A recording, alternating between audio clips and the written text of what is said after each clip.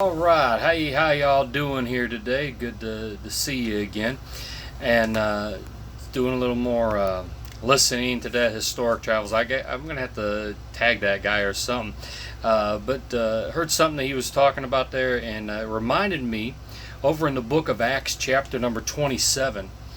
And of course, they're in Acts 27. You know, Paul and Aristarchus and Lucas, they're on that ship bound for Rome, and there are 276 people total on board there, and they sail into a typhoon, hurricane. The Bible calls it a Euroclydon, and they've been out in this storm for the last 2 weeks, and that's a terrible thing, be caught in any storm at sea, let alone for 2 weeks. My soul. But I want to read to you a couple of verses here real quickly and get to what I'm looking at here. Acts 27, beginning verse 30. And as the shipmen were about to flee out of the ship, when they had let down the boat into the sea, under color as though they would cast anchors out of the foreship, let me translate, they're abandoning ship and leaving everybody else behind, because they're only worried about themselves. Verse 31. Paul said to the centurion and to the soldiers, "Except these abide in the ship, ye cannot be saved." Then the soldiers cut off the ropes of the boat and let her fall off. And, oftentimes, I certainly have preached this, you don't want to leave the ship, which is Jesus Christ, and try doing things your own way there, because the sea of life, you're going to find it gets a whole lot worse when you're out there on your own. And you're not going to make it in the story. But as I was listening to that fellow there, as he's talking, he referenced another ship that also sank called the RMS Atlantic.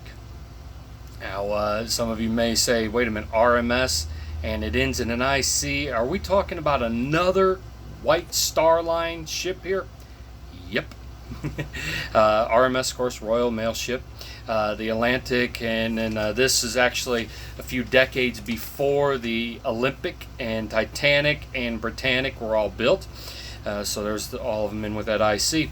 But this was another White Star ship that got into a very bad disaster. This one, however, got caught in some very bad weather out at sea as they were sailing to Halifax.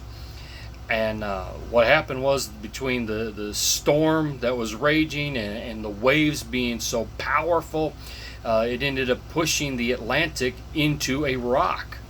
And so the Atlantic's starting to sink here and not looking good at all. And so what they did was they decided to abandon ship. Now, keep in mind that this storm is raging. The waves, huge waves, are pounding into the ship, and it's actually still pushing the Atlantic closer to shore. So close they could have even been able to just go ahead and jump overboard and swim to shore. But instead, what they decided to do was to get in the lifeboats and abandon ship that way. So they decide lower the lifeboats full of people. I'll get it out in a moment.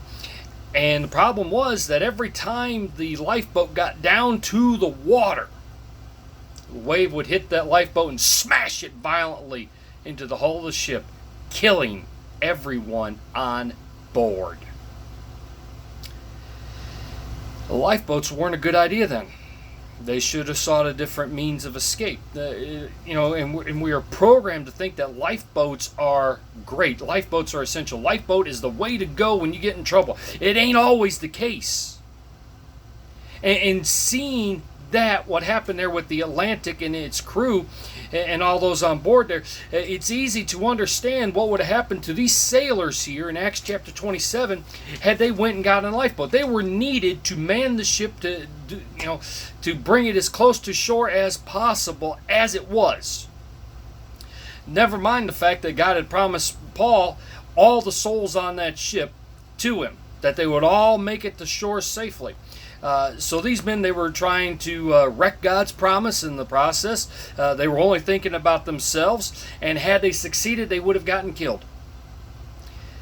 Now, let's keep in mind here, Jesus is our ship. We are in Him, making our way to the shores of heaven. Life stinks. He promises there in John chapter 16 that we're going to have troubles, we're going to have trials, we're persecutions, we're going to have all sorts of disasters come our way. But every time we try to get out of the boat of Jesus, what happens? Life hits us extra hard. Satan really gets to whoop up on us. We get into a whole lot more problems because we're trying to use the lifeboat. It ain't a lifeboat.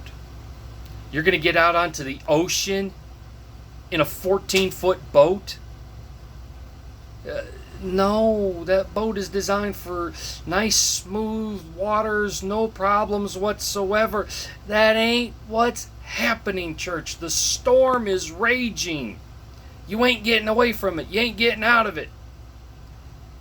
What you got to do? Hunker down and let Jesus have control. Trust Him. Stay with Him. Don't jump in a lifeboat. It's not worth it.